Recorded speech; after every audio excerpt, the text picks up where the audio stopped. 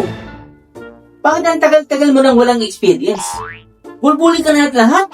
Wala ka pang experience sa trabaho? Ano nangyari sa'yo? Nakulong po ako ng 10 years. Ba't ka nakulong? Yung last po ng interview sa akin, nakumantos po kasi yun. Ba't ako matos? Sabi ba naman, after ng interview, tatawagan ako. Ayun, hindi ako tinawagan. Binugbog ko. Oh? Nakumantos tuloy. Ha? Kayo po ba? Tatawag din po ba kayo sa akin? Ay nako, wala kaming telephone rig sa opisina. At ang good news dyan, kitang-kita ko, yung resume mo, overqualified ka.